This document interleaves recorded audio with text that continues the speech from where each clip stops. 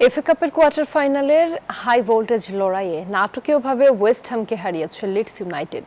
সিরিয়ার জমজমাট ম্যাচে রোমাকে 5-2 গোলে উড়িয়ে দিয়েছে ইন্টার মিলান। তবে লা লিগায় পয়েন্ট ভাগাভাগি করেই মাঠ ছেড়েছে ওসাসুনা ও আলাভিস। এফএ কাপের কোয়ার্টার ফাইনালে মুখোমুখি ওয়েস্ট হ্যাম ও লিডস ইউনাইটেড। খেলার প্রথমার্ধেই গোল করে লিড নেয় ইউনাইটেড। দ্বিতীয়ার্ধেও 75 মিনিটে আরও একটি গোল করে 2-0 ব্যবধানে জয়ের দ্বারপ্রান্তে পৌঁছায় লিডস ইউনাইটেড। খেলার নির্ধারিত 90 মিনিট পর্যন্ত 2-0 পিছিয়ে থাকা ওয়েস্ট হ্যাম হাল ছাড়েনি।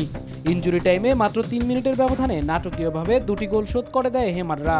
অতিরিক্ত 30 মিনিটেও কোনো পক্ষ জালের দেখা না পাওয়ায় ম্যাচ গড়ায় পেনাল্টি শুটআউটে।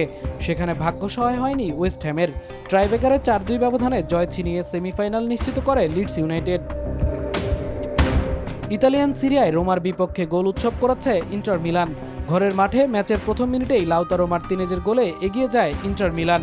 প্রথমার্ধেই 2-1 ব্যবধানে লিড নিয়ে ক্রিশ্চিয়ান চিবুর শিষ্যরা দ্বিতীয়ার্ধে আরও আক্রমণাত্মক হয়ে ওঠে। আরও 3টি গোল করে রোমার রক্ষণভাগকে তছনছ করে দেয়।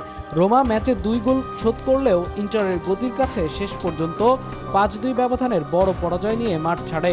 ইন্টারের এমন বিধ্বংসী ফুটবল শৈলী এবং গোল বন্যা দেখে মুগ্ধ হয়েছেন ফুটবল ভক্তরা।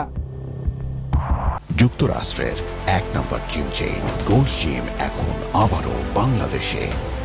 বসুন্ধরা আবাসিক এলাকা ও বসুন্ধরা সিটি শপিং মলে। স্প্যানিশ লা লিগায় ওসাসুনা ও আলাভেসের লড়াইটি ছিল সমানে সমান। ম্যাচের প্রতিটি মুহূর্তেই ছিল টানটান উত্তেজনার।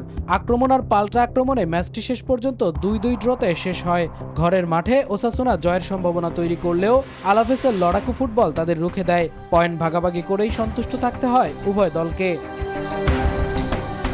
মামুনুর রহমান, নিউজ 24।